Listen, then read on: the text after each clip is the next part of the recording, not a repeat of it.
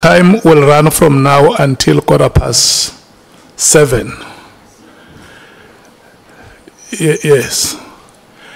And then we will then take Honorable Mwango and Honorable Vessels. We will then finish before 9. Thank you so much. It's your time now, from 5:30 to 7:15. Thank you so much. No, thanks very much. Sorry, Chair. I'm so sorry. I just wanted to go to the question relating to messages of the 31st. From what I have collected, there's no call on the 31st that was made to me that I made by Mkhotsi and that I made to Mkhotsi. What I find is a screenshot of what purports to be a message that was sent to me. Let's conclude that you did not make any call. Pardon? You did not make any call. No, I didn't make any call. And nor did I receive any call from him. Thank you. Thank you so much. Thank you very much, Minister. I just want to start with the small issues of clarity. I think we must, all of us, agree that immediately means now. It doesn't mean any other thing, except that it means now. So, as a minister who's got a driver, because you're giving examples of cars, and they're driving, you're at the back, then you say to them, hey, Chief, stop the car immediately. They must stop it next week. In the context, in whatever context, must stop next week. Because when you say stop the car immediately, stops now. So immediately only means that, doesn't mean any other thing in whatever context. If you say, well, stop the car immediately and there is no yellow lane or anywhere where they can park, they will be looking at finding a way to stop this car immediately, because the principal said we must stop the car immediately. That should have been the understanding of the letter of the 31st. When you wrote it, you were expecting that it must stop now. Can we all agree that that is the understanding? Not that in the context it meant this and that and that. Yes. Chair. Through you. Yes, Honorable Minister, you may respond. The difficulty with that streamlined meaning is that it leaves out what is in the context concretely. The directive doesn't end there. It doesn't say stop now or disband now. It talks about a preliminary report, which I don't believe, I respect your view, but I don't believe we should remove the preliminary report. I don't believe we should remove the UNESCO meeting where same was going to be discussed as per one directive, because it didn't come in any other day. It came on the same day in the same directive. So, yes, I can't say immediate doesn't mean now, but in the context in which it was said, it has a context which gives it that kind of meaning within context.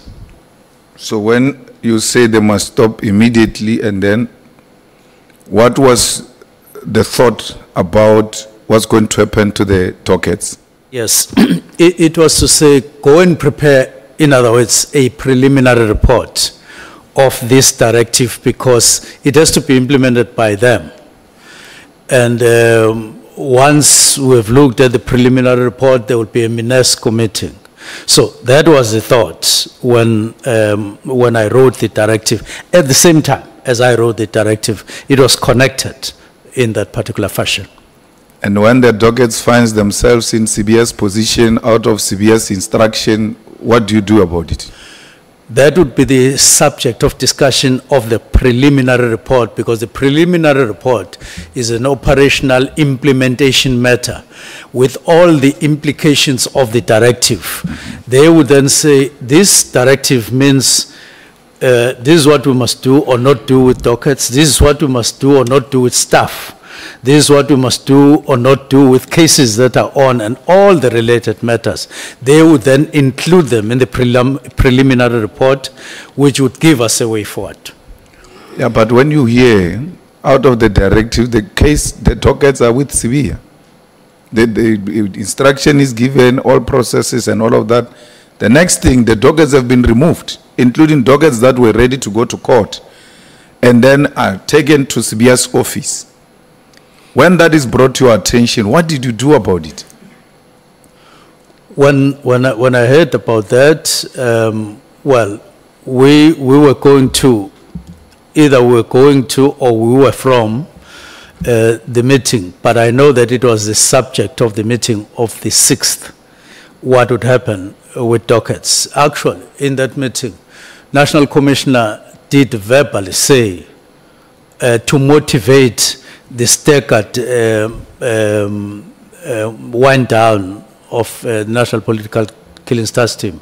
In the motivation, he said he wouldn't want to see dockets disappearing in the process, and I agreed with him. And he said it's based on experience, and I agreed with him.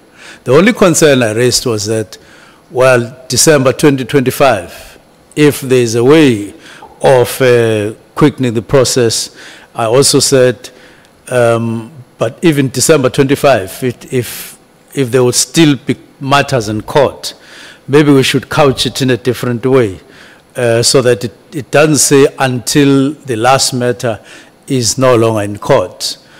So we were debating and thinking about that matter. So that's what happened.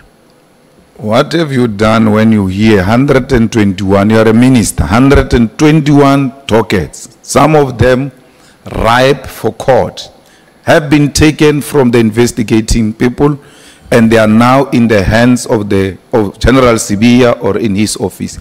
You hear that, that should be terrifying. And what did you do about it? I hear all of that. What did you do about it in the immediate, as a responsible executive for that department? And this is happening out of your directive. Everybody, whatever confusion is there, but the reality is that 121 cases have been taken. Families have not been briefed why their cases have been taken away. Some of those cases are ready for court. It doesn't matter. Let everything come to Pretoria under General Sibia. That comes to your attention if you didn't know that that was going to happen. But we all now know there are 121 dockets in Pretoria. As a minister who's very good at giving directives, what directive did you give on this one? Now, the matter was actually being handled at that time by the National Commissioner, and I took the line that says that they are resolving the matter because there was no standoff.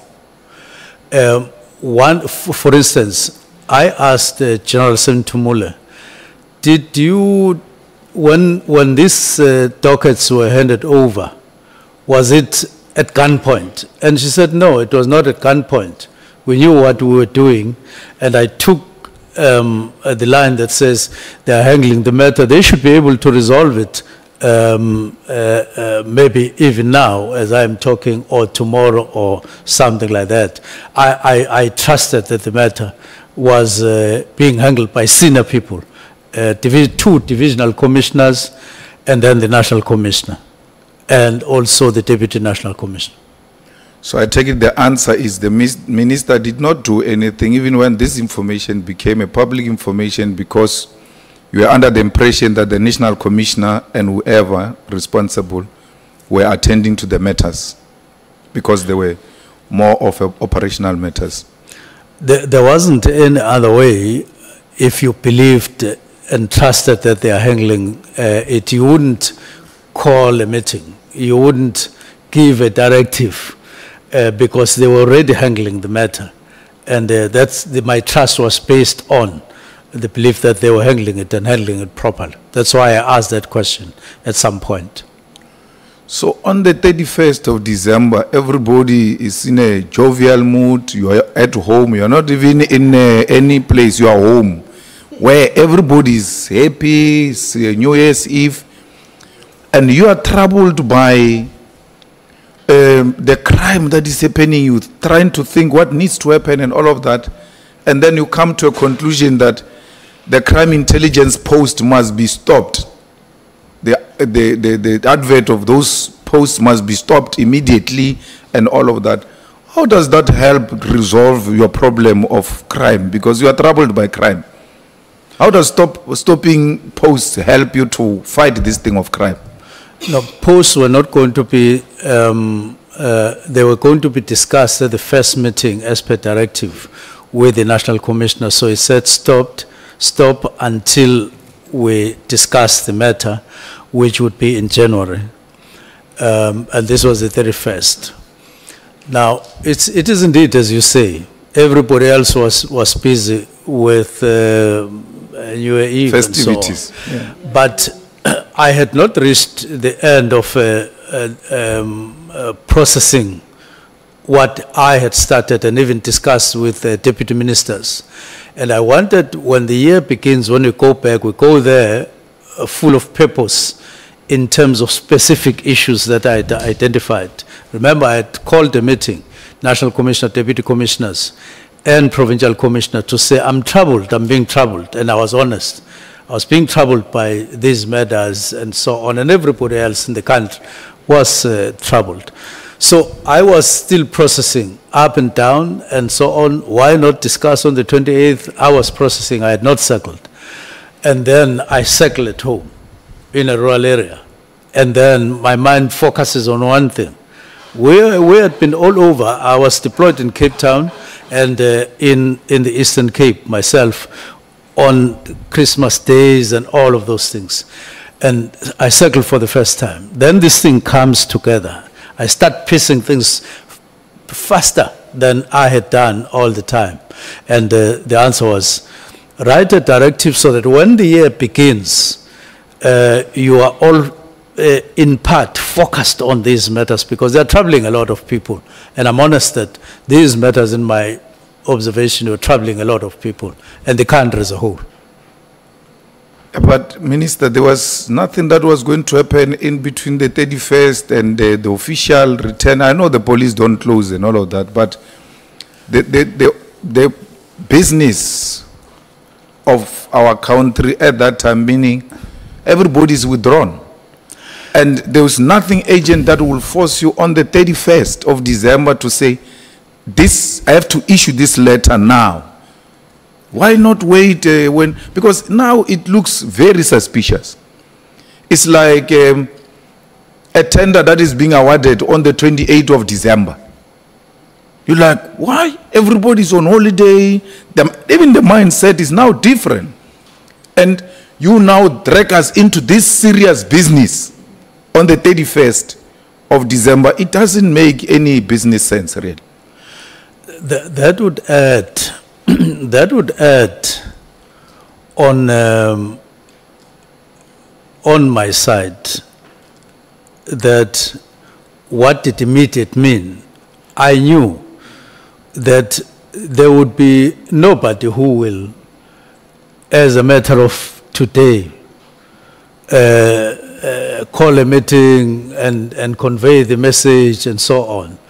But I wanted all of us to have it so that at the beginning of the year, we are able to say there was a directive written on the 31st. And remember, there's nothing untoward about a minister writing a directive on the 31st. It could have been a different directive altogether from this one. It could have said at the beginning of the year, employ people or facilitate or whatever. It could have been any directive within the law.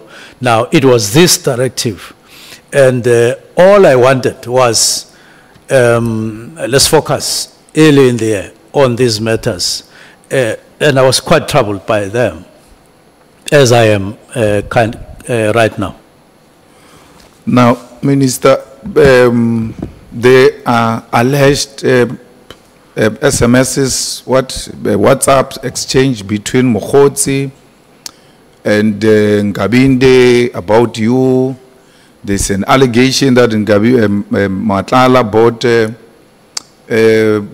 a table at the ANC dinner, your table. I'll still come to that because the explanation you gave on the table, I don't accept that. All of these negative things about Matlala, who is arrested to have killed people, who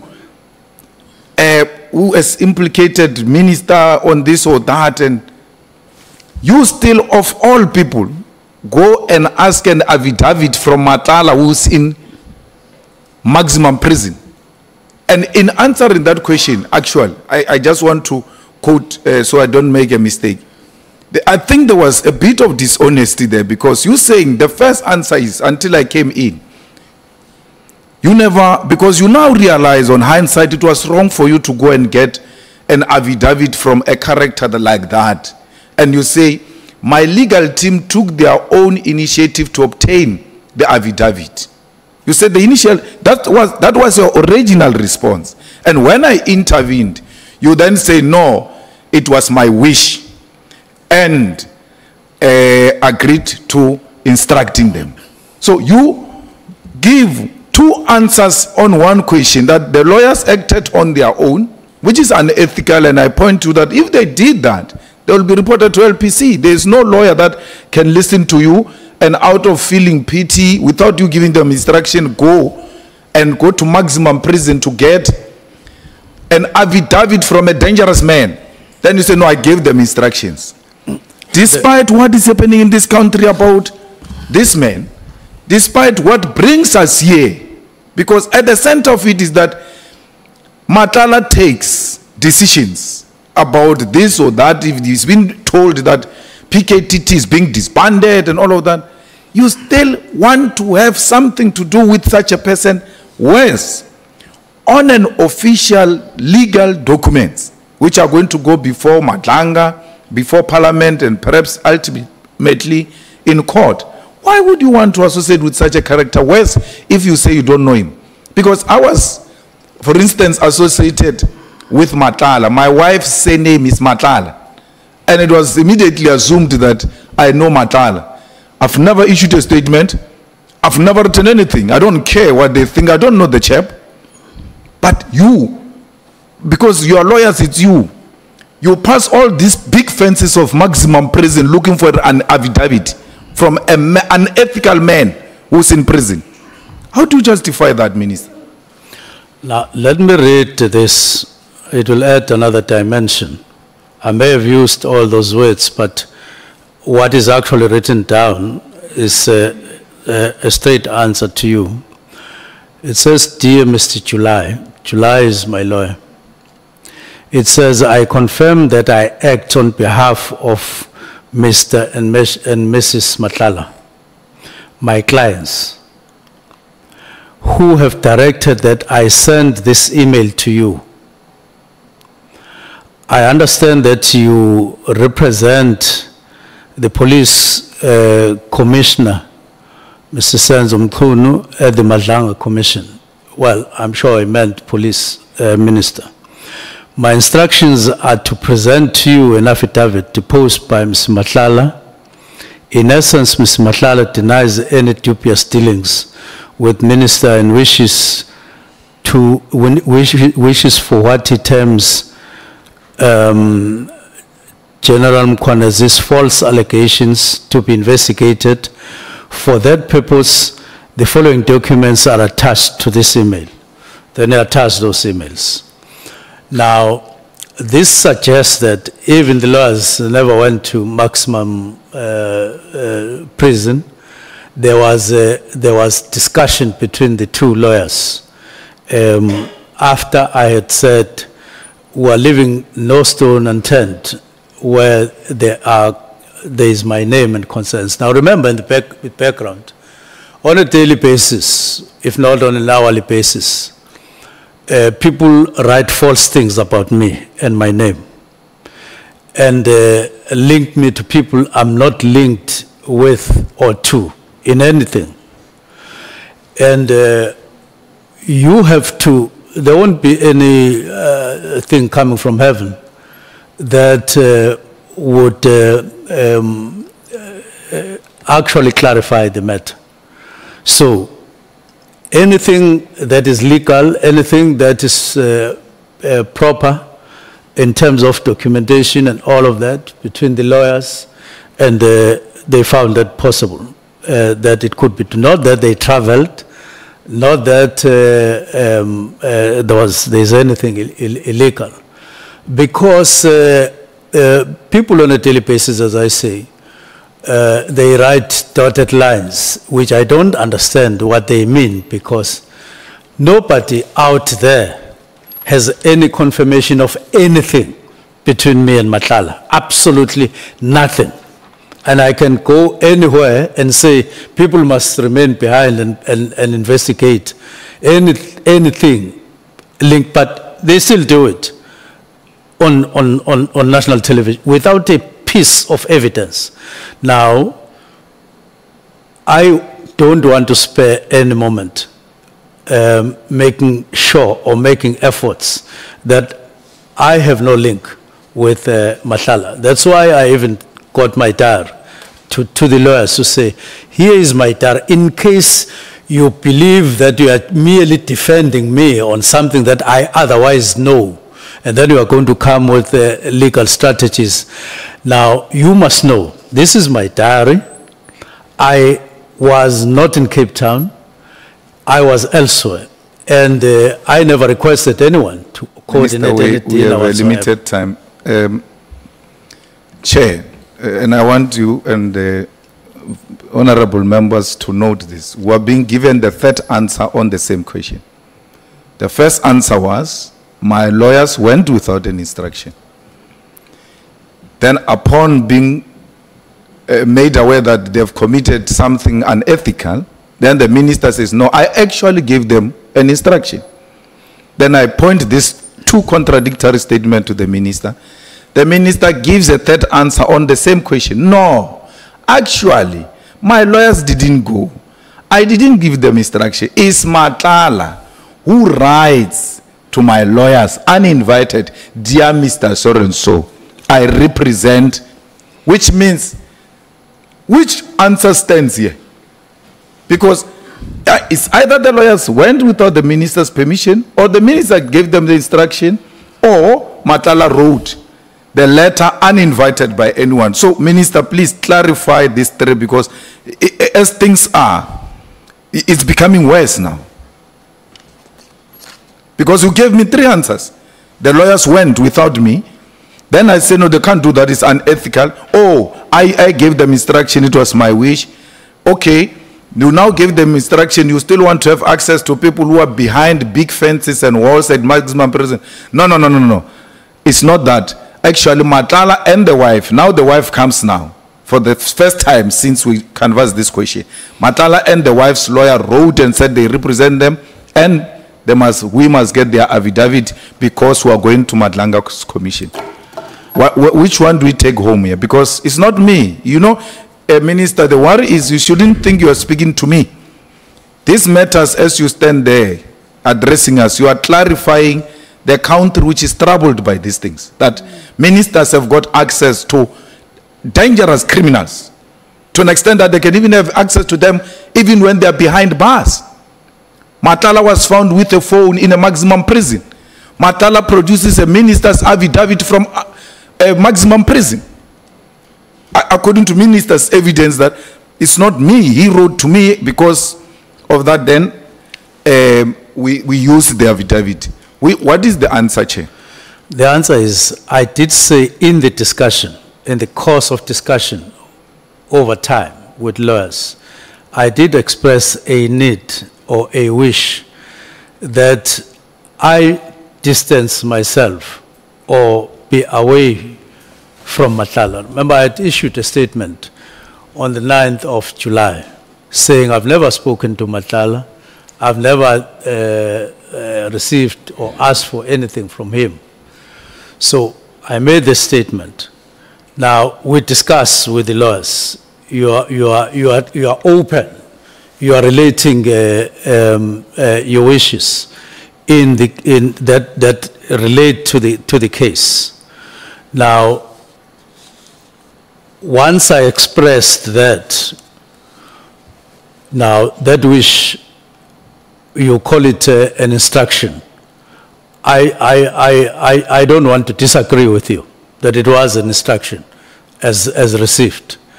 Next thing, lawyers then, pursuing my wish, they call Matlala's lawyers. And then this is the result. Now, I don't think you should stress this thing any far or any further other than what it is.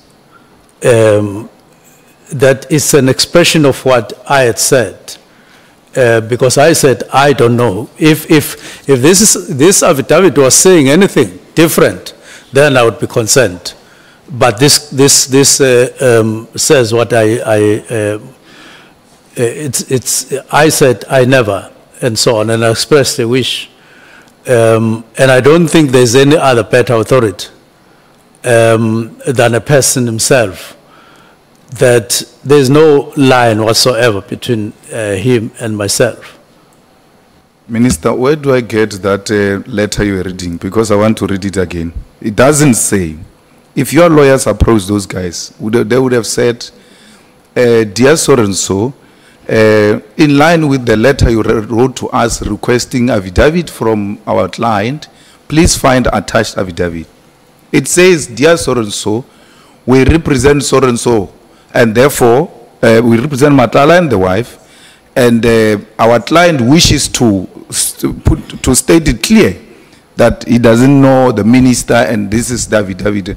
So, it's not what you are saying. Your wishes were never delivered to Matlala by your lawyers. Never. According to that letter. Never. So how does Matlala now know minister has got wishes to have a... My lawyer spoke to his lawyers. That's what I'm saying. Check, where do you find this letter the minister is referring to? You will find the copy. Here is this. No, I'm saying in our attachments. Oh, okay. Do we have? No. Let's see. No, Chair, we've just been asking for the copy of the letter. We haven't received it. Can I please have the copy? Yeah. Hmm?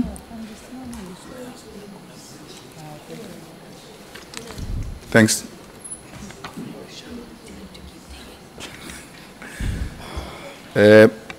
Thanks, Chair. I start from which page? The cover page. Dear Mr. Julius, thank you for your email. No, it has not been sent to the Commission. Dear Advocate, we acknowledge a receipt of the affidavit. We clarify, for clarity, was this forwarded to Matlala Commission? Dear Mr. Julius, I confirm that I act on behalf of Mr. and Mrs. Matlala, who have directed, you mark that, who have directed that I send this email to you. I understand that you represent the police commissioner, Mr. Senzo Mchunu, at the Matlala Commission. They don't say, we acknowledge your request, and following that request, please find attached affidavit of Mr. Matlala. So this letter is the first initiative in relation to the affidavit. How does Matlala know that a minister has got wishes? You sit with your lawyers, you express your wishes, and then you go separate ways. Before you know it, affidavit comes from maximum prison to your lawyer, who has never communicated with the lawyer of Matlala, or who has never spoken to Matlala himself. So, how does Matlala now come to send you an affidavit which you have not requested, which earlier on you said you gave them instruction, earlier on you said they acted on their own, and then so on. Now we'll park that. We now are here. what gives effect to this letter? What makes these people to write this letter and then send you an affidavit? It's my lawyers talking to Matlala's lawyers. Okay. Let me leave it, Chair.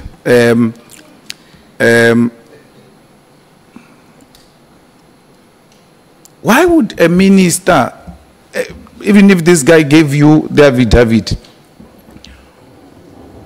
where is, I know legally there's nothing wrong and all of that,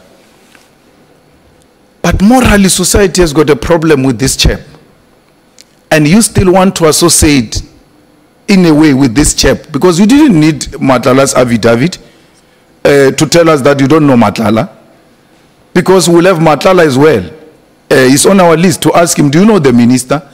And if he says yes, then we know there's contradictions. Perhaps further inquiry will be made. But you don't need Matlala's affidavit in your clean papers, your morally high standard papers. You don't need such a character's affidavit to be attached and to be associated with you. This is a guy they say got 360 million tender in your department, and you say you cancelled it because it was wrongly awarded. Why would you want to be associated with such a person, irrespective of him writing in your favor that, no, I don't know, the minister, irrespective of writing in your, it's a character you don't want to be associated with. Now we're sitting here, you've got a affidavit from a morally questionable character, whereas a character that writes an affidavit from maximum prison. I don't want to be associated with Matlala. This is what the affidavit says. But you are now associated. We've got Matlala's affidavit. You've got Matlala's signature in your papers. I don't want to be associated. So why put this affidavit in your papers? The affidavit doesn't say so. I don't want to be associated with him. Yeah.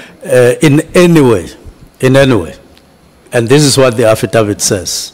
Yeah, but who you get affidavits from is very important. You don't just get affidavit from questionable characters, especially people who are behind bars. That as a minister of police, you, even if there's nothing legally wrong, you should just know it might raise certain questions, which gave, you know, this situation we find ourselves in. Had you not solicited anything from Matlala, whereas in maximum prison where it should be difficult to access him, we now sitting here and you've got Matlala's affidavit and we've been told that you are associated with Matlala, you are enabling Matlala to engage in illegal activities in the department and all of that. Something that you came here to clarify, but you come carry Matlala's affidavit to come and clarify us that Matlala must tell us from prison through you that you are not associated with him. I find that a bit problematic, Minister. I will leave it there, Chair. But I want to ask now, the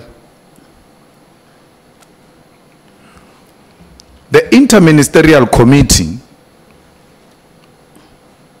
because we all, not all, but I heard you making a mistake that the president formed the NPKTT. You called NPKTT. It was not formed by the president.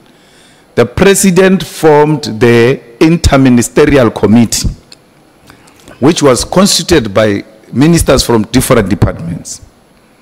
And then those ministers brought their administrators and people who can process these issues into those meetings where they said to them, guys, and that's the evidence we had here, we have a crisis here. How do we go about it? How do we resolve it? And then suggestions have been thrown around, and then it's left to those guys to go and put up a plan and then come back to the interministerial committee and say, we think we need to form a political killing task team. So, on your own, as politicians, you're not going to do it. You had no power to do it. You could only sit there and canvass issues politically and say, you know, we want to deal with this thing. and this is how we think we can deal with it, but go and work on it and come back to us. That's exactly what they did and came back to you. And that's how the Interministerial Committee is constituted. There will be a national commissioner.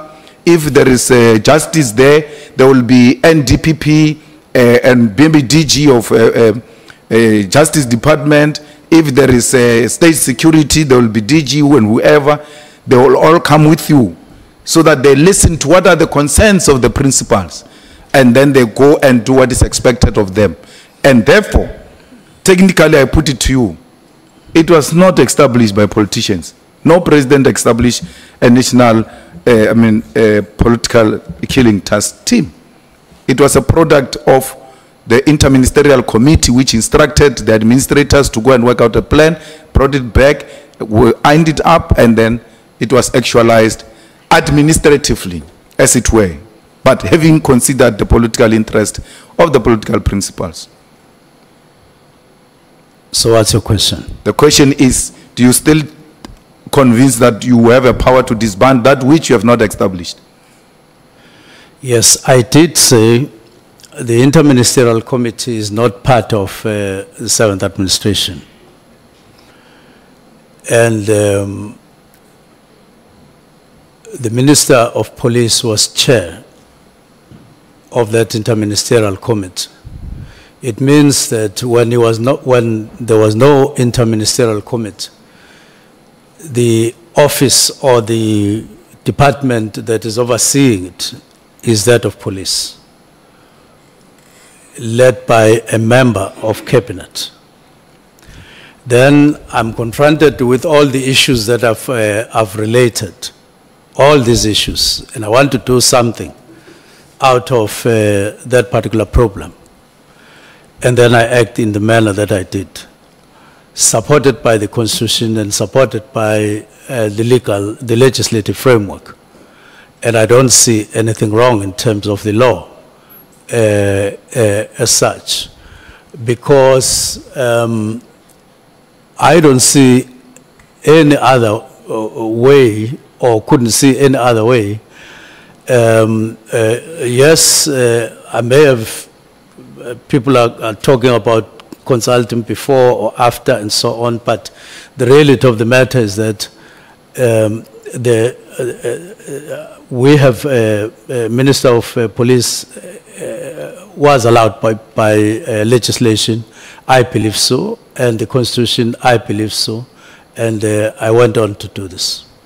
Minister, you seem to suggest that interministerial committees get dissolved with elections. It's not, with due respect, interministerial committee is not Minister Mchunu, Minister Akele, Minister, it's Minister of Police, Minister of Defense, meaning that minister will always be there even if those individuals are no longer there. Because if you're arguing it that way, that something established on the, during the 6th term, when the 7th term comes in, it automatically gets dissolved. Then you have to make reference, you have to show us where, which terms of reference of interministerial committee said that when the term of political office of certain politicians comes to an end, automatically this comes to an end. Where? Because there's no law that says that. That's why these things are not constituted by individuals. They are constituted by departments which will always be there even when we are no longer there. So part of your handover is Minister of Police. Part of what I'm responsible for is the chairing of interministerial committee that is responsible for political killings task team, amongst other things. These are the people who constitute that interministerial, because you inherit those activities. And when you guys go back and meet together as a collective that represent these departments, you then say, no, we don't think there is a need for this to go on, and therefore let's close this and give the president a report. A person who established the interministerial committee that produced political killing task team has not dissolved the interministerial committee. We only had the announcement of the interministerial committee, but there is no date for the dissolution of the interministerial committee. And therefore, it means you came in and just undermined what has been there. The political killing task team is not only constituted by police. There are prosecutors who are also dedicated to those things. They are magistrate or whatever dedicated to those responsibilities. And therefore, for one single minister to take a decision to dissolve a team that involves other departments, it can't be constitutional. No constitutional power gives you to dissolve a task team members of prosecutors who are dealing with political killings. You can't. No, because you speak about this thing as if it's only police who are involved. That's why it came from interministerial committee. It's a product of interministerial committee because it's constituted by different people, not only the police. And if that is the case, you have no power to dissolve other people who don't belong to your department. What do you have to say about that, Ms.? My response is that there was no interministerial committee in the 7th administration. And interministerial committee is constituted by the president and cabinet, not by any other person as you wish, or you as you may wish. It doesn't feature, and I didn't have power to call other ministers on the basis that in the 6th administration there was interministerial committee when it is not there. It wouldn't work. It doesn't work. Minister, is your answer that once the new administration comes in, interministerial committees are automatically dissolved? That's how it works, unless the interministerial committees, because they are announced, to say there's an interministerial committee chaired by so-and-so for what and so on and so on. These things are announced, they are done deliberately. They don't get, you don't walk into the new administration automatically with what was in the 6th administration. It doesn't work like that. Do you have a closing report of that interministerial committee? Because if you say it dissolves, it must have a closing report that now we're out, the term has come to an end, there will be a new administration, this is how we have dealt with the issues. Where is the closing report of this interministerial committee, which will have, perhaps amongst other things, informed your decision to dissolve the PKTT? No, I know that the last time the interministerial committee met was 2023. I know there was a press briefing in March in 2024. I don't have a report of the interministerial committee, closing report or whatever report. All I have is a handover report from former Minister Cele, who was indicating what activities are taking place under his stewardship. Minister, are you aware that there is a interministerial task team that was established in 2022, is still in place now on traditional leadership? And how many administrations have changed since then? It would mean that it has featured in all the next administrations, but deliberately so, not taken for granted that it exists. Yeah, but you can't show any minutes of cabinet that says in this administration that interministerial committee is dissolved. There is no such a thing. The president doesn't dissolve the interministerial committee. Cabinet doesn't, because if you say the 2022 interministerial task team is featuring in these different administrations, it means this one we're talking about, of political killing task team, did not fall into this new administration. But for it not to fall into this new administration, the cabinet would have had to resolve, or the president would have had to make that decision that this interministerial committee has come to an end. You can't give me all of both the president's minutes or note or the cabinet minutes that says this team, interministerial committee, has since been dissolved. It doesn't belong to us. Yeah, I don't believe that it works like that, that there's ever a day when you dissolve whatever ministerial committee or task team of cabinet that would have been there. It gets pronounced deliberately in terms of reference and all of those things, and you start working. Minister, there is no rule you are referring me to. There is no terms of reference you are referring me to. There is no presidential executive decision you are referring me to.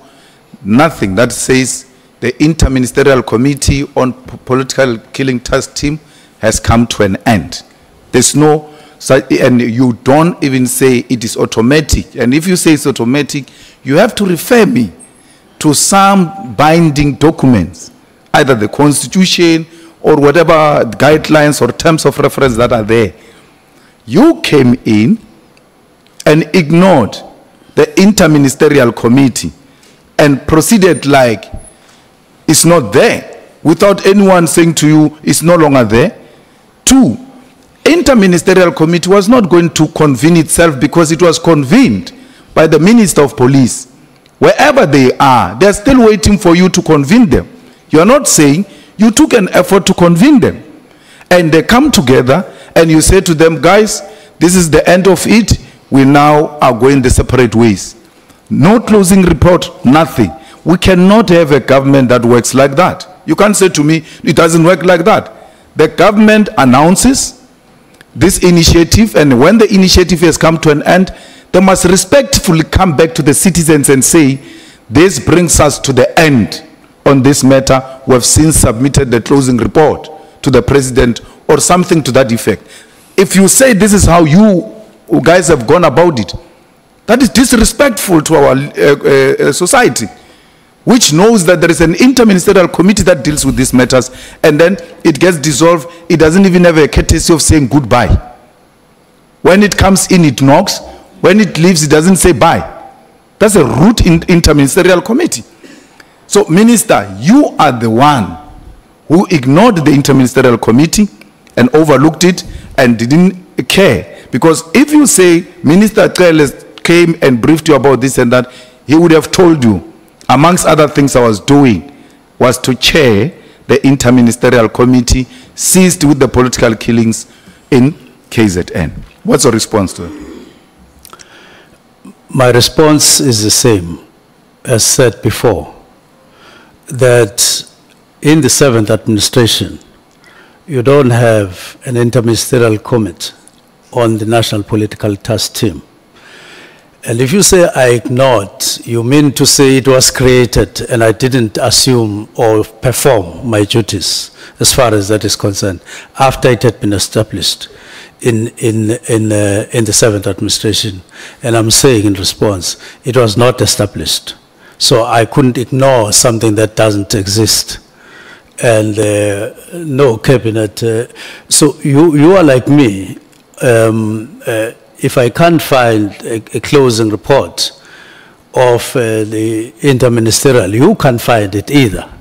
I would have been happier if you said, out of my own worry, I went to look for the closing report, I found it, or the minutes, I found them, or whatever you are talking about. Those documents don't exist. And I am not responsible for their non-existence. So seated here, me and you, there was no date of the dissolution of the interministerial committee of the 6th administration. There was no date of its dissolution. And your argument is, in your 7th administration, there was no establishment of an interministerial committee. Inofella moyeng, so it just disappeared, just like that. After coming up with such a powerful instrument to fight crime in South Africa, and then you come in, the whole thing just disappeared, and you say we must accept that the 7th administration never had a thing.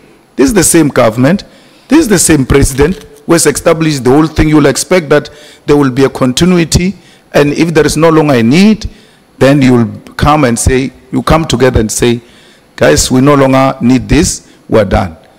Because we've been canvassing this point with you, Minister. You dissolved the interministerial committee single-handedly because you are the convener.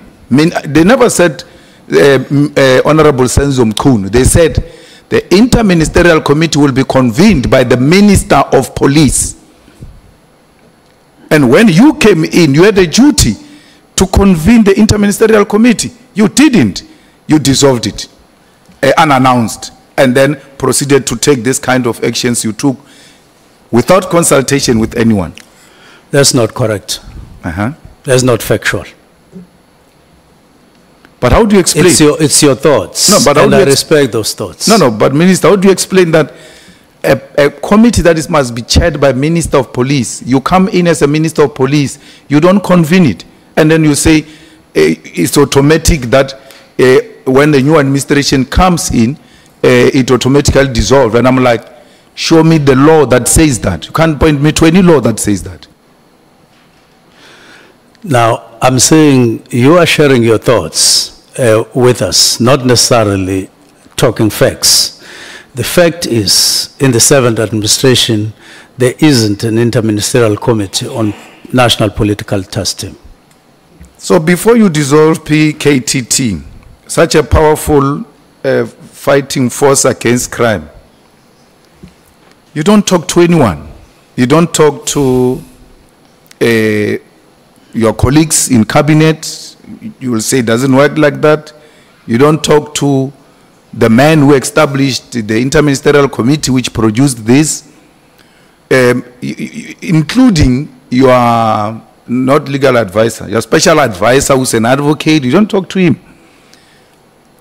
On your own, you take a decision as powerful as this, alone, without consultation. And you want to argue that you consulted the president after the fact. Why? Democracy wouldn't work like that. We have discussed this thing at some length here in the ad hoc committee, and I referred the committee at the meeting of the 1st of November, and I referred also to the meeting of the 22nd of November, and I showed you my comments of the Honorable Committee, my comments there in those two meetings, and the comments made by the National Commissioner. Now, you can't then say you never discussed with anybody, you alone, when in fact minutes are there indicating very clearly, black and white, that we were in a meeting, we discussed, and I have said, long before I arrived, there was a study which was for all practical purposes intended to be brought into existence and replace the National Political Killings Task Team. And I said again, before I arrived, there was a memorandum that was asking for an extension, but in fact asking for a funding of 94 million. And 20 million was advanced to that team before I arrived. So I'm not the first one who come and I talk about disbandment. And further to that, I'm saying there have been pressures that have become prominent in terms of what is expected of a Department of Police, in terms of bringing down crime generally, but even specific matters. And long before I arrived, there's a structure that is being done, completed, implemented. In fact, in 2024, there was an implementation document signed and put in the office or on the table of the National Commissioner. And it was not processed for over a year until it gets processed in 2025. Now, all those things would tell you that there was always an intention to disband or to dissolve the National Political Killings Task Team based on what people were doing at that time. So I come at some point and I found all these intentions in writing, not in theory. Coupled with what I then do in terms of analyzing the situation. And I did speak here that 35% of killings in South Africa come from organized crime. 34 come from taxi violence. And 24 come from political killings task team. And I said about 7 come from personal killings. So when you discuss a matter like this, you have to put it into context. You don't isolate it. You don't single it out as if minister was appointed to preside over the national political task team.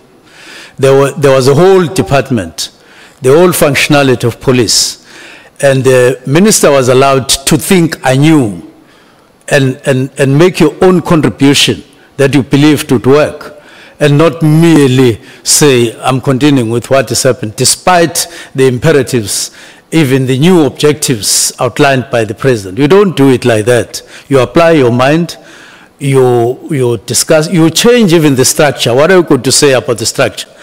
The departmental organogram. Do you say, I didn't consult when I dealt with the new structure, trying to make it adapt to the new conditions? You're not going to say so. So don't single out one thing. Take everything that we have done in the department and not therefore say, just because of the way in which we dealt with National Political Killings Task Team, then every other thing doesn't count. It can't work like that. So, Minister, Brown Mokhodzi is not your close associate, he's your comrade, who you have his phone and you communicate and all of that. What is the difference between a close associate and comrades? Are we not just playing with semantics? Because you denied that is your close associate, but you talk on the phone, you've got phone numbers of each other. What is the difference there between, because you denied in the committee on the 5th of March. And then now you agree, he's my comrade, I've known him from 2017. What is the difference? I have so many people, just to put it simply. No, even before you proceed, I heard you giving example with Honorable Bredenbach, like, saying, like, I know you, but we know you know her, the same way you know all of us, but you can't claim to be a comrade of Honorable Bredenbach or anything of that sort, but you know her. And you can't claim to have a number and you communicate constantly and all of that. But when we bring it to you that you are a close associate, you say, no, I'm not a close associate, I'm a comrade. That is playing with semantics. No, not at all. I deny that strongly. It doesn't work like that. On my cell phone, I can't tell you offhand how many people I have as contacts, as written on the cell phone. Names and surname and numbers. Some of the numbers, or many of the numbers, I've held for many years. Now, I'm not being asked questions why I keep those numbers, why I talk to those people, why I use those numbers. And I want to guess, and I'm merely taking a chance. You also have quite a lot of people on your cell phone who are there. Now, I don't know why I'm being asked to display is data sothando for Mchunu. Now that there are problems arising in that angle, people want you to confirm, come here and say, cha nginesidata sothando luka Mchunu or sokwazana noMchunu. Alukho. And ayikho leyo contact ongayibeza uyibeke ku status of an associate, even referring to the dictionary what an associate is. The person who chose to say I'm Mchunu's associate would have consulted the dictionary and he knew what he was saying. And when I go there myself, I shouldn't be blamed for doing what they did. And then using that word. I'm using the same word, the same term. And I'm saying I'm not. And I'm saying, if everybody you call just because they are on your cell phone. So you're all my associates. So let's bring everything to a standstill and say, all right, Mkhotsi is my associate. And I'm saying he is not my associate. I've never gone anywhere with him. Restaurant, sit down anywhere. It has never happened beyond just phoning. So I don't know why I would be associated to somebody that I'm saying myself. I'm not. If, for instance, somebody I know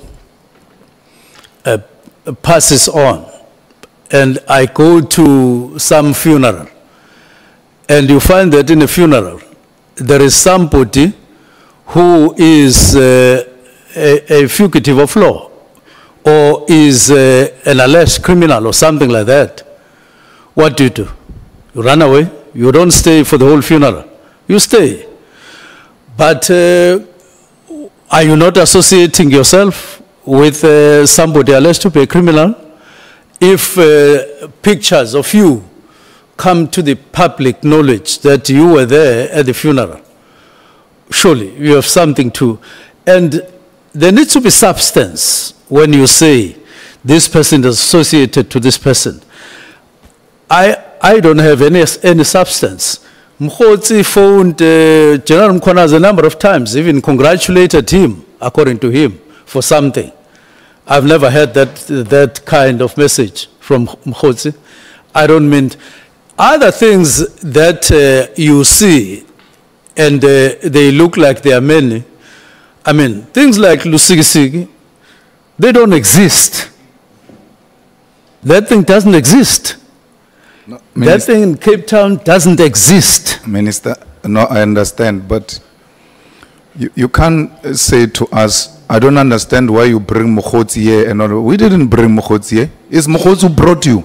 It's Mkhotsi who shared. Honorable member, let me just hold you for a moment and take Honorable Nomval. Yes, Chair. I just need some clarification on the minister's version based on a proposition that has been put to him by Honorable Malema on the lack of consultation. When the minister responded, he referred to a meeting. He said, I did explain that there is a meeting that took place on the 1st of November. In some instance, when the minister was asked by the evidence leader about consultation, he said he didn't consult because of the nature of complaints that were forwarded to him. There are some complainants who requested not to be revealed. So for that reason, he decided not to consult. Now, which version do we put on record here, Minister? Did you consult or you did not consult because of the nature of complaints that were forwarded to you? I just want to get a clear clarification, Chairperson, so that I correct what he says. I record what he says correctly. What was the question, Honorable Ma'am? The question, Minister, is that you have given two clarifications on one subject. You have responded differently to one question which asked about your consultation, whether you did consult before you took a decision to disband on the 31st of December. Honorable Malema had put a proposition to say you took a decision alone, and you replied today by saying that no, there was a meeting that took place on the 1st of November. Yes, I when the understand evidence leader is, I want to give you another statement that you made, which contradicts what you have said today. Now, when the evidence leader was asking. No, I now understand. Okay. Yeah. Now, evidence leader spoke about General Masimula many times. He spoke about General Mchunu a number of times. He spoke about General Khumalo a number of times. And I did say, no, I didn't consult them a number of times. This is not what Honorable Malema is saying. He's coming from a different perspective with his question. And and it contextualizes differently. And I've got to adapt my responses to that. Now, I'm not making reference to the meeting of the 1st and the meeting of the 22nd for the first time, now that I'm being asked by Honorable Malema. It's not like that. I made them consistently throughout this conversation with the ad hoc committee. So I don't want to add anything new other than what I've said. I think you have to remind yourself about the context and the exact questions that were asked. So who attended the meeting of the first minister? The meeting of the first that you made a reference to. The meeting of the 1st of November. We went through exactly that, and I have nothing to add again on that first meeting of November. Well, if that is a response, Chair, then there's nothing I can do, unfortunately. Yeah. No, thank you so much. Let me hand back to you, Mkhalaka, to conclude your questions. You said I've got until what time? Or past 7? Your time ends at 20 past 7. Yeah, sure. Okay, I will be done by that time. Minister, you seem... It's for the two of you. Yeah. Okay. There's 2 in 1. Minister, you seem to be have ever claimed to have received a letter of the 31st of December from you. None of those people you have as your contact that we are not questioning you about have never claimed that they've asked money from Matlala to buy a table for you for the ANC dinner here in Cape Town in the January 8 rally or something like that. And none of those people in your contacts have ever claimed that to Matlala, that issue that has been troubling you of PKTT, that has been abusing you, is being dissolved. I've got a letter here. Now, it is your comrade. It's not us. It is your comrade who does that. Yes. And even goes around says, yes, yeah, I'm his comrade, this and that and all of that. So we cannot be blamed when we take up an issue with you sharing a sensitive document.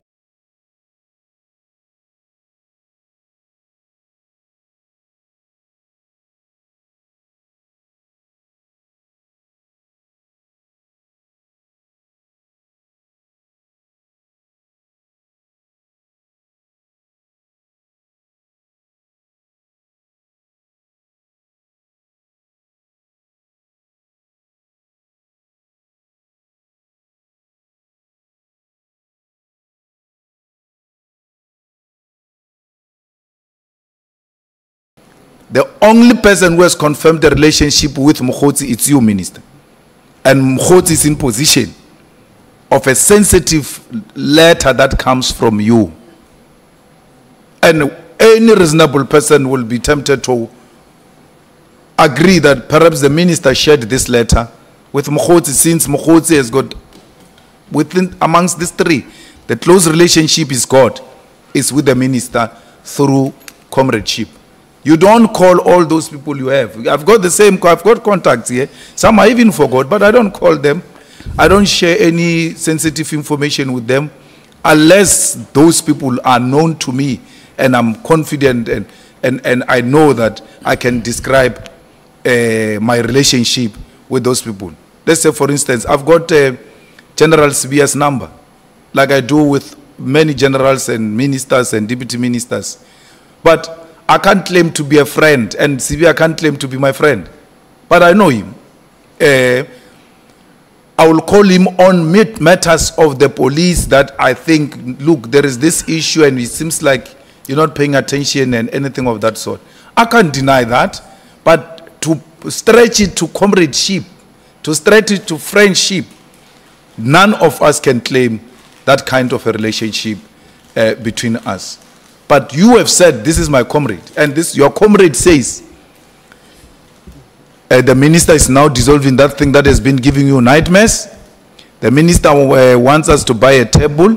The minister this and the minister that. When we come to you, say, this guy says he knows you, and he goes around saying the following things about you. Say, yeah, it's my comrade, but I don't know what he's talking about.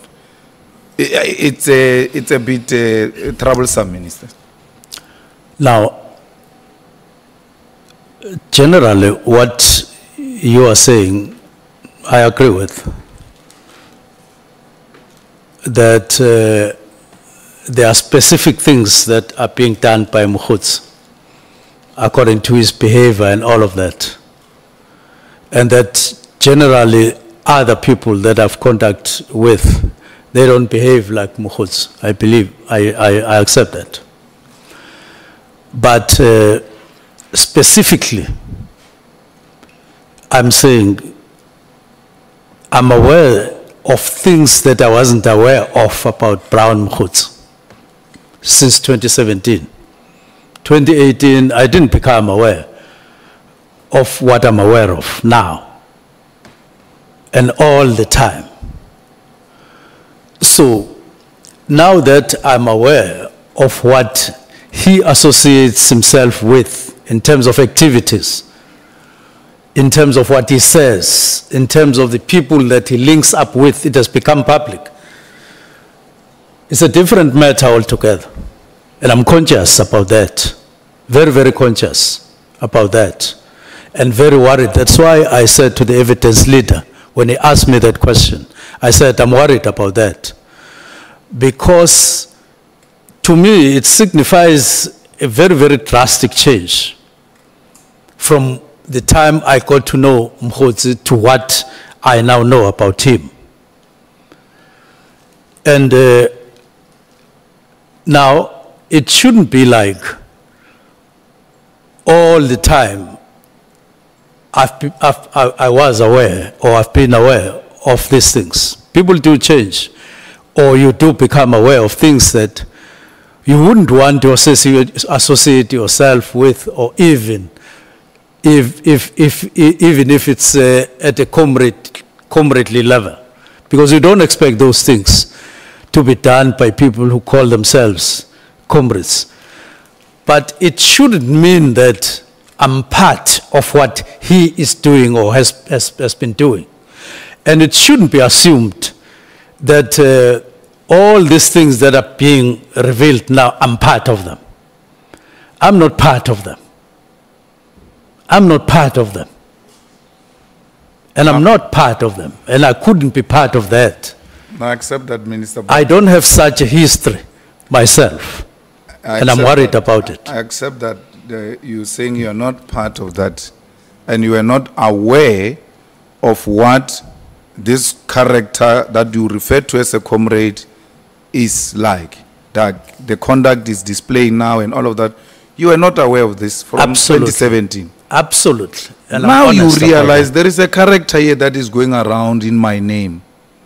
What did you do about it? Did you, for instance, let's say 31st December, the letter goes to the special advisor. From there it goes to chief of staff.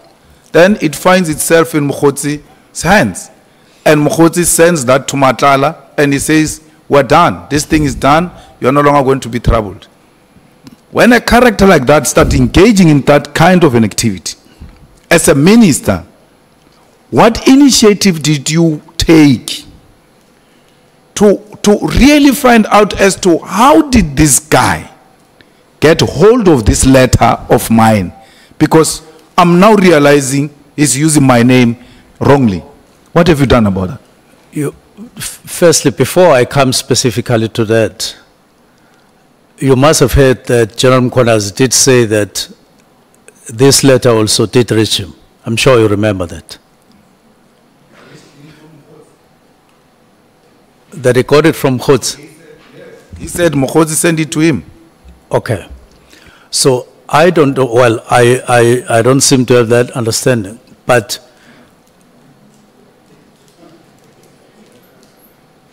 fine. Now,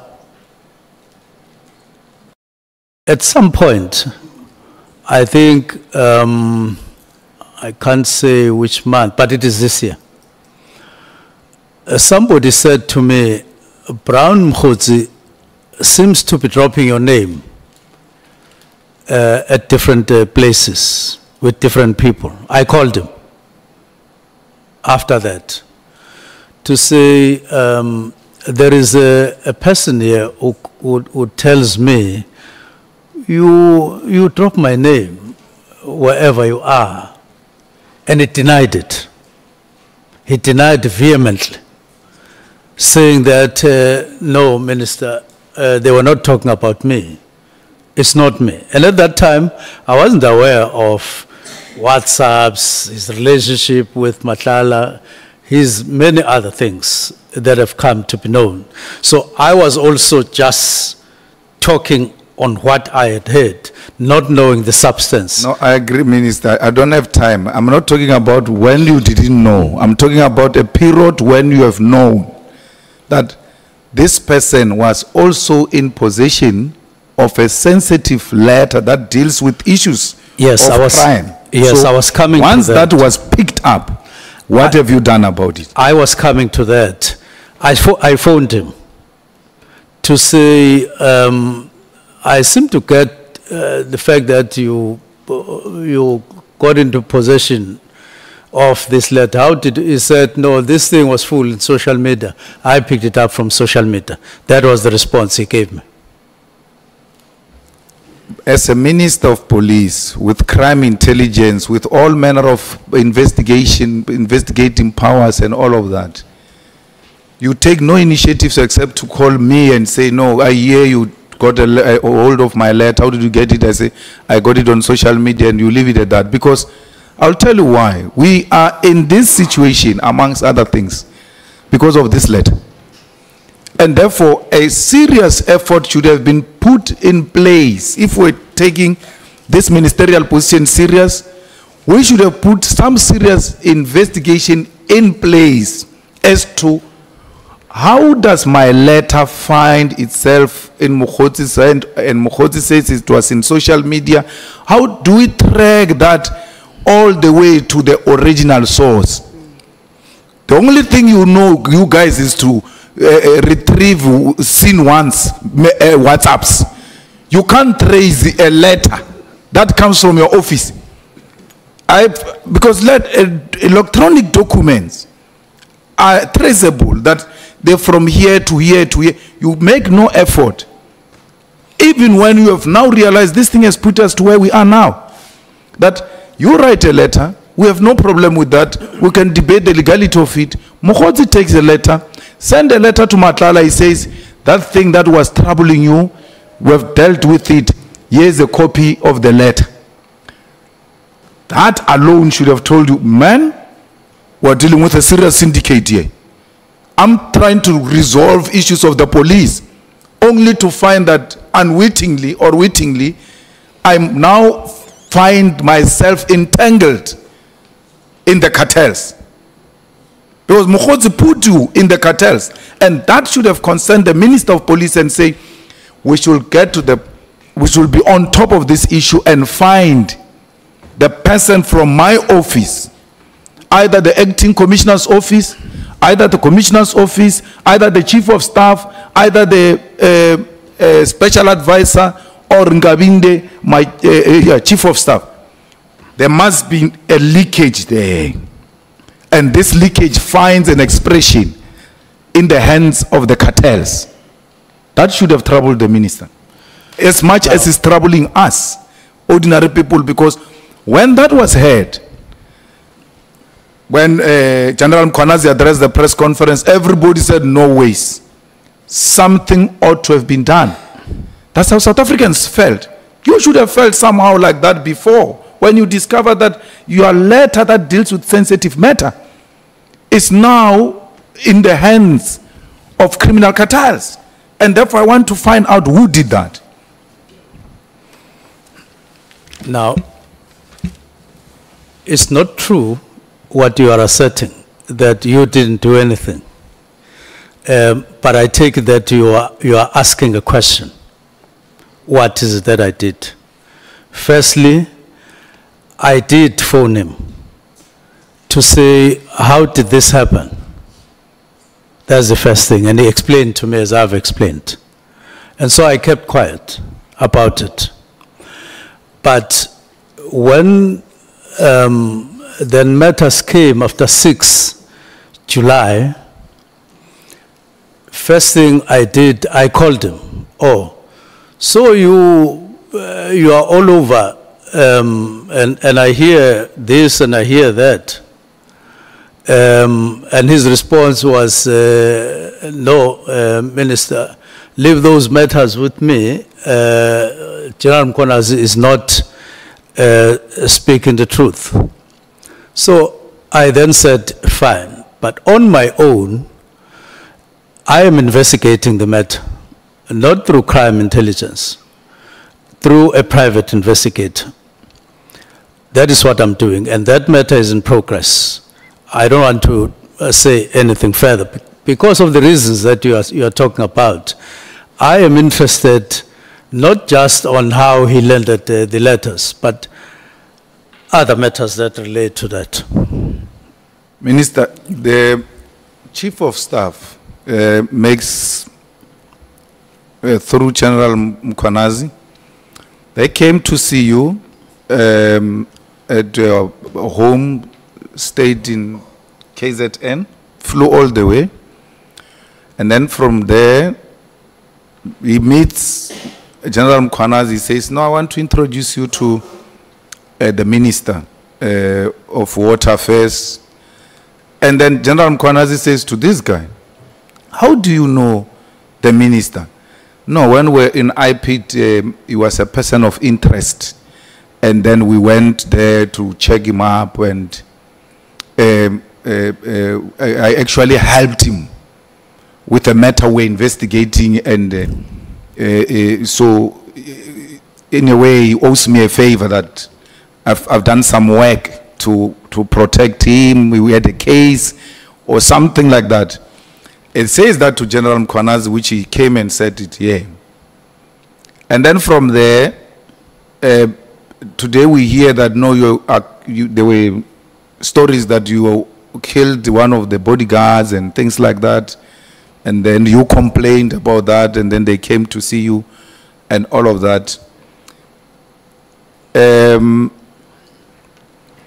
Do you think that it was, and given what he has been saying, I mean, he has also been communicating with General Mchunu about issues that are in your office, and then he will take from General Mchunu and speak to you and all of that. And I put it to General Mchunu that perhaps this guy played both you and the minister. He said to the minister, no, I'm going to bring the general of the police to you, is my guy, this and that. You're like, oh, okay, no, that's fine. It's always good to know people. Then he says to General Mchunu, no, I'm going to take you to Minister of Police, is my guy. I once helped him with something, blah, blah, blah. And now all these kind of stories are coming out about him. On hindsight, do you think it was a correct decision to appoint him as a Chief of Staff? Now, firstly, I need to correct or put things my own way. I don't think it was a question of my guy, because I don't have evidence for that. But what I think happened, they spoke, because they came in one car. They spoke themselves before to say maybe they need to come and see me and we'll have a chat. It was not my initiative. It was an initiative of one of them. I don't know who. I didn't ask that question. But Kabinda did tell me that, inform me that they've had a chat and they would want to come for a light chat, and they did. From where I sit, I was getting troubled by a number of incidents in eThekwini relating to their Department of Water. I don't know how many people had been killed, but I know that they went up to 7 people who were getting murdered because of this and that and so on. So I thought that it would be important to take the opportunity and have an informal chat so that in future when we deal with these matters, it's somebody I know face to face, we've had the discussion face to face. Now, you are now saying, so that's what happened. You are now saying, with hindsight, do I think it was a good thing to do so? Take Kabinda's. Now, I am looking at it. I have had a chat with Kabinda to say, what about this? What about that? And so on. We're discussing that matter. I haven't reached a conclusion amidst these all things that it was wrong or right beyond just recognizing that procedurally he followed all the procedures in human resource. It is the same as Mkhotsi. With hindsight, would I have maintained his number and contact? It is the same thing that is that I'm reviewing seriously to say, when we started and got to know each other, I didn't know this, I didn't know that, and so on. I wouldn't want to have contact with somebody who does 1, 2, 3, and so on. I'm thinking, and therefore those matters are under review. I haven't concluded because I haven't, you know, seen. I mean, taken the whole matter. We're in the middle of a number of issues currently, so it would be premature to take such a decision at the moment. But it does crop up in my mind. Minister, when they were searching General Sibia, taking their gadgets, and Gavin also had a press conference claiming he's being harassed and things like that, did the police come and take your gadgets? Were you part of the people that were searched by police and gadgets taken from them in the recent past? I'm told they came to the gates of Branchiron, the government estate within which I live. They didn't get to the house, and I was just told that they came and they said they were wanting to search and seize my gadgets. So your house you are referring to, it's a house in the Matlala, not far from the President's house in a government complex in Pretoria. Is that the house you are referring to? Yes, a house in that Branchiron. And when they came to do search and seize, whatever they were coming to do, they were stopped by police from coming to do their work at the gate in a government complex. Am I right? Police were stopped by police. How does that reflect on the police? That police are coming, surely they've got some form of warrant to come and search and seize certain things. And then in the performance of their duty, other police stop them. Is that not a reflection of deep-seated divisions in the police, and to an extent that it looks like you receive certain preference? I mean, IPT comes to your house. When police come to search you, police stop them from the gate. Never search about which are my police, what, but you can't be searched. There's police there. When you've got a complaint, police come to you at your house. Is that not some kind of an abuse of office and some privilege that we don't have? Because everybody got searched, including a general of the police himself got searched. But the minister was supposed to be searched And police stopped other police from executing their work. As a minister of police, you are a minister of police. Is that a good reflection of the image of the police? I'm not informed as you are, or as you may be, that they had a search warrant. I'm not informed about that. I'm not informed that they produced the search warrant, as you are saying. So until I'm told otherwise, I will then be able to answer your question. But so far, my my take is that they didn't have, or they didn't carry with them, because they would have produced it, and nobody would have prevented them from coming, as it happened. But what I'm informed as well is that when they went to Kabinda first, they didn't carry any search warrant. And when they came for the second time, they had the search warrant.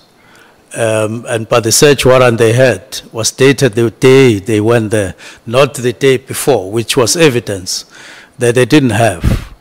And therefore, it's a subject of another matter, that matter. But it's not because there's any privilege whatsoever. It's not because there's any other thing. It was just that, for now. But okay, if that is the case, it does not rogue. Like police just rock up in a minister's house without a search warrant, rock up at people's houses. If that is not you abusing privilege, then it is them abusing their power. Because if they go around searching people's houses without proper court documents, it's not in line with what's supposed to happen. It will come up, and all of us will get to know at some point in the near future what exactly happened. But I didn't do anything to prevent them from coming. But you must understand that part of what we have as a challenge is unlawful arrests and litigations that are all over, causing us to have a lot of concern about similar activities where police act unlawfully themselves, and there's evidence to that effect. So, Minister, do I understand you to be saying, when you referred, was it Patricia, the lady, to IGI, you were referring the matters she raised about intelligence, or were you asking Inspector General to profile her? Because I don't think it's a job of Inspector, it's an Inspector General of Intelligence. So I don't think his job is to profile individuals. His job is to make sure that he protects the integrity of the intelligence structures in the country. So was this assignment to investigate what Patricia raised, or was this assignment to profile Patricia? Look, she was frequently talking about intelligence, some documents, some information, and so on. So I say to IGI, can you check this individual? I don't know her. I've never spoken to her. I didn't say how. He would know how. He would, for instance, have chosen to go to crime intelligence himself to say, can you do 1, 2, 3? I'm interested in this, or the minister is interested in this. But that's how I dealt with it, because I just wanted to know at that stage, how does she get seemingly to be in possession of some documents, some information on crime intelligence? He is Inspector General of Crime. How he would go about doing his work, I wasn't necessarily to be part of that. And if he had a problem of mandate on that, he would have said, no, I don't deal with that. He didn't say so. My last question, Minister, is, do you think the PKTT did a good job or not? I think they did a good job in the context in which they were doing. Because so why do you fix it when it's not broken? It is that context as part of the factor. They were created to deal with political killings in the main councillors. They then added Amakosi after that, Induna. They then added other crime activities like Forte, which I don't believe had anything to do with politics and so on. Maybe, I don't know, but they were directed by the president to do that and so on. Now, over time, there's been decline of political killings in KZN in particular. And as one of the factors, they've played a role, but there are other factors. Now, numbers keep on going down, especially after 2023. Now, to a point where in 2025 in March, we were told about one fresh matter. It was early, first 3 months of the year, one matter. I don't know now. But we were told in the same meeting about 7 fresh matters in 2024. And in 2023, that's when the decline started, and so on. At some point it occurred, but it went up a little bit in 2021, and so on. Now, looking at all other factors that have gone through, budget, structures, all of that, I then made that observation that we need to review, as I said in November in the 2 meetings, and seeing also that this was never meant to be permanent, and there have been extensions. So that they did work in the context of what they were dealing with. And I do want to emphasize for our consciousness that they were dealing, the other context that is important to note is that there are many killings in the country and in KZN, far more than those that were dealt with by political killings. Now, to a point where you then find discomfort that we may keep on saying the National Political Killings Task Team is doing very well, but the figures of murders are going up in the same province, clearly showing up. And other killings in the category, other categories like organized crime and taxi violence keep on. Now, how do you justify that when other people are being killed in large numbers, you keep on getting interested to the point that you want to keep the national political killings? Absolutely no justification. Despite doing, we are not denying that they did well. You rather want to take the model and see how you spread it than saying, no, let's continue with that, because it's unjustifiable. Unjustifiable. If you look at the expenses, about 415 million from 2018 to now. Count that they've been doing a good job, so you don't have a grievance as it is. But once figures go down to the extent that it has happened, surely it was a factor that you needed to factor in terms of how you use resources. If you are interested in bringing down the murders of other people as a matter of duty and the very constitution that we are talking about.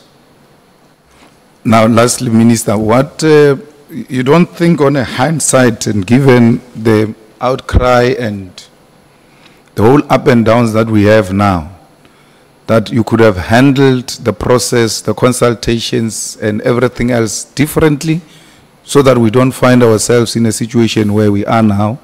The letters could have been written during business hours, normal business days, and consultations could have taken place sufficiently, and everybody taken on board with all of these good intentions that you're saying you have. Because if they are so good, You have to carry everyone along and make them understand where you come from, process them, and especially the president who now takes an initiative like this, and only to hear about it in the papers that that initiative is no longer there, and you now confirm it, that I actually briefed him or consulted him, which I don't think is a consultation. I briefed him after the fact. Don't you think with all of this, you could have handled this differently and in a more consultative and democratic manner that takes everybody along, and we don't feel like you are abusing a power or you're exercising a power you don't have? Thanks. Thank you, Chair.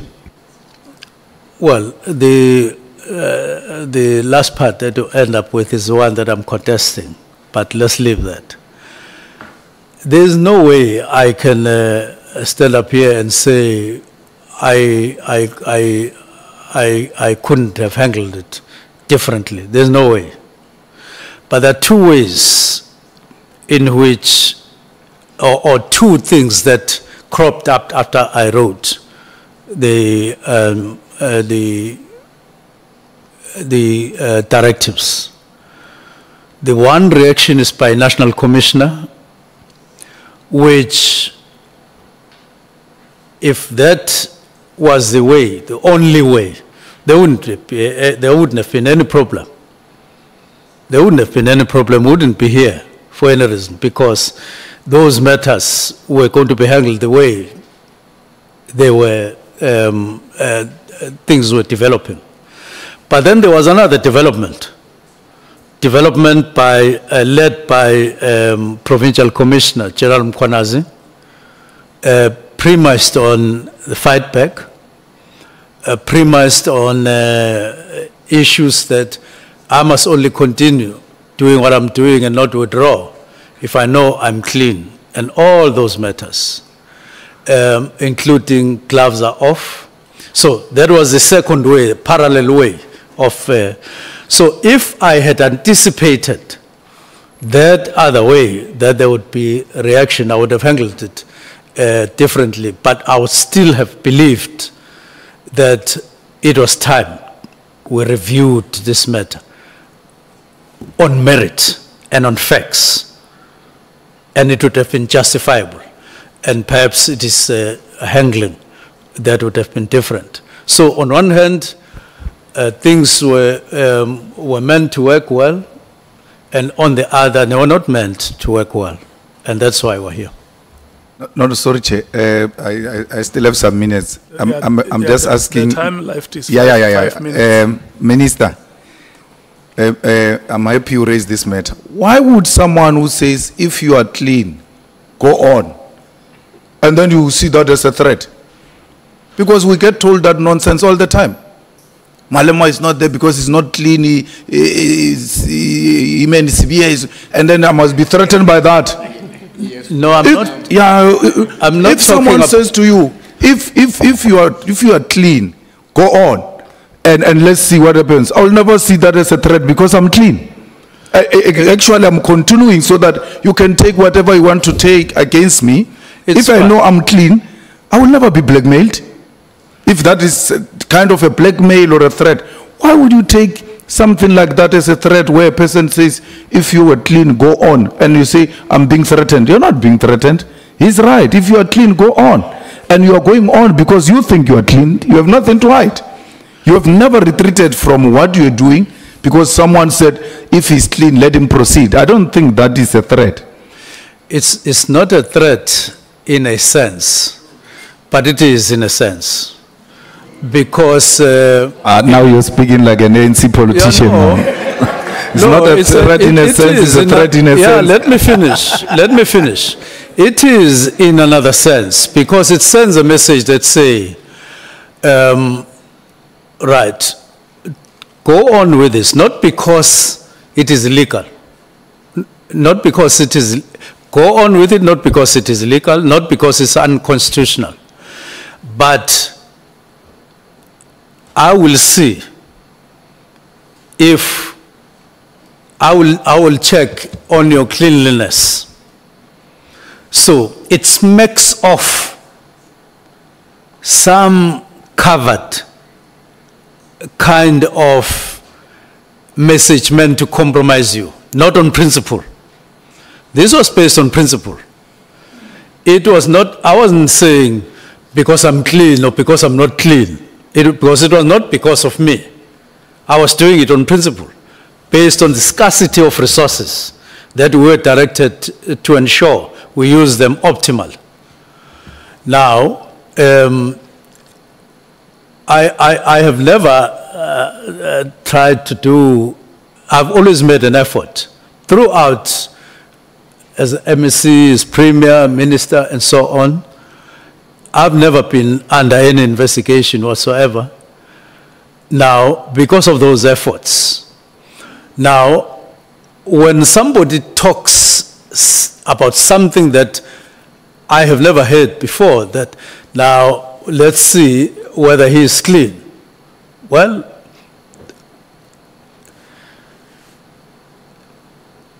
that doesn't mean that I was threatened to a point where I was, you know, that you are putting it. Not necessarily in that context. But I was saying, why is Provincial Commissioner issuing that kind of warning or something? Because I'm doing a job in the belief that it is correct to do so, legally and otherwise. Why is it taking personal interest and taking personal stride on this matter? Is it because of the other thing that I'm observing? I've observed that Provincial Commissioner of KwaZulu-Natal, General Mchunu, is quite, what English word do I use, on crime intelligence in the country. He is, there's a word I wanted to use, which I think it fits in, but he is quite, he has quite a presence, more than any other Provincial Commissioner, on the matters of crime intelligence. And I'm observing that, and it's not according to the structure, it's not according to procedure. Head of crime intelligence reports to the National Commissioner. But I listened to General Mchunu indicating, or in the commission, talking about counterintelligence in Gauteng, intelligence in Gauteng, and then intelligence nationally, crime intelligence nationally, and then report going to him. Honorable Minister. So I'm concerned about that. Thank you. Thank you so much. The time has expired. Honorable Skosana, you are here. I was disturbed a bit, though I wanted a clarity, but I'll add on that in a second. You know, when we were sitting in the, I just want the Minister to clarify, on our meeting on the Portfolio Committee of Police, the question of Mkhotsi you were asked. Mkhotsi was a coordinator or a chief lobbyist for CR17, like you in the KZN when you were the chief lobbyist as well, in that 1 billion rand campaign, which to me suggests two things. Maybe because you denied knowing him, it's a fact. No, I object to that. No, yeah, you'll answer me, because I was in that meeting, remember? And some of the members of the Portfolio Committee were in that meeting. You know, you said yourself, and if you want us to play that, I'm not sure whether the chair will allow us to do that. Because you said you don't know him. In fact, this morning you said there's a picture, WhatsApp, maybe we're talking about that person on the WhatsApp. No, we're talking about Brown Mkhotsi. You said you don't know him. Now, I maybe again, it's not true. No, it's fine. You are saying. It's fine. We'll prove that to you, Minister. You know, did you know each other before at that campaign, or you only know him now when there was an issue of letters which Mkhotsi told the nation about, which we are concerned about, that letter of disbanding the PKTT. Okay. And my last one, because we don't have time, I was a bit disturbed, Minister, because I've opened that case where the police were denied even to go and search your house is disturbing. And I think Honorable Malema is correct, that unless there's rogue, or we are not equal in this country, that if they have to come to my house, there's no one who will stop them. Why, when they have to go to your house, they were stopped? It tells you that there's something somewhere, maybe they were instructed not to do. And I said to you earlier about the IG of Patricia Machale, that why have you consulted the IG instead of the crime intelligence boss? Thank you, Chair. Yes, if we can get the questions that you need clarity.